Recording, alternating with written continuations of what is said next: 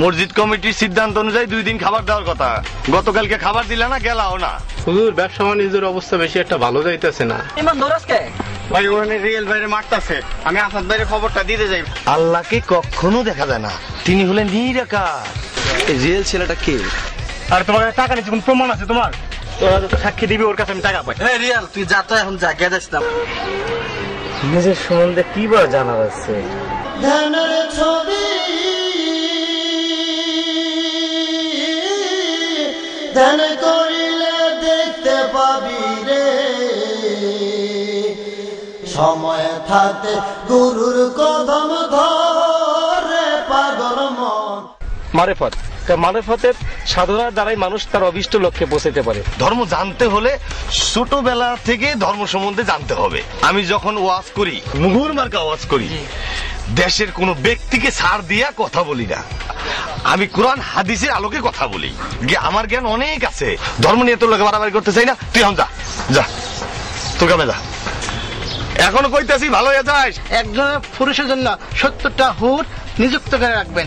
পুরুষগুলোকে ব্যবস্থা আছে, মায়ের কি কোনো ব্যবস্থা নাই? পুরুষরা যেরকম পায় নারীরা তদ্রুপ পাবে। আচ্ছা হুজুর, আপনি ব্যস্ত গেলেন, 70টা হুর পাইলেন, আপনার স্ত্রীও ব্যস্ত গেল, 70টা ছেলে হুর পাইল। তো আপনার স্ত্রীর সাথে যদি ওই ছেলে হুররা থাকে, তাহলে আপনার কি খারাপ লাগবো না? কি বলবি বল এখন তোর কথা।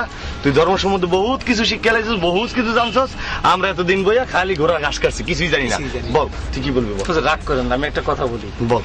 আপনি বললেন যে ইবাদত যে করে বা আল্লাহকে যে ডাকে, আল্লাহ তার দিকে দয়ার হাত বাড়ায়। হ্যাঁ বলছি। আল্লাহ যদি দয়ার হাত বাড়ায় তাহলে আল্লাহর হাত আছে?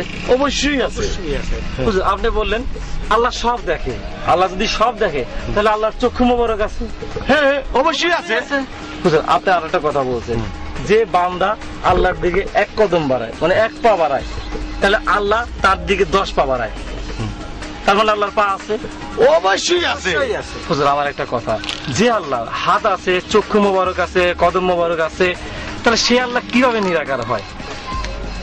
তা আপনি বললেন আল্লাহ নিরাকার, তারা দেখা যায় না। হুজুর, কিভাবে নিরাকার হয়?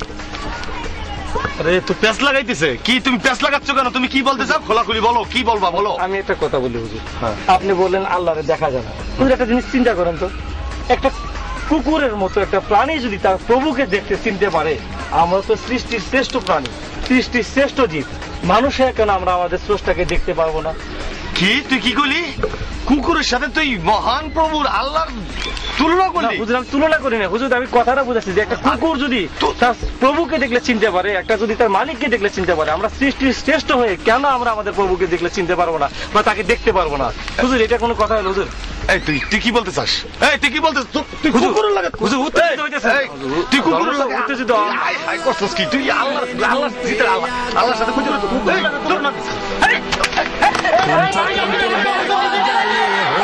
মাওলা নিরাকার গো, কোন চক্রান্তের বেড়া জালে হইল মাওলা নিরাকার।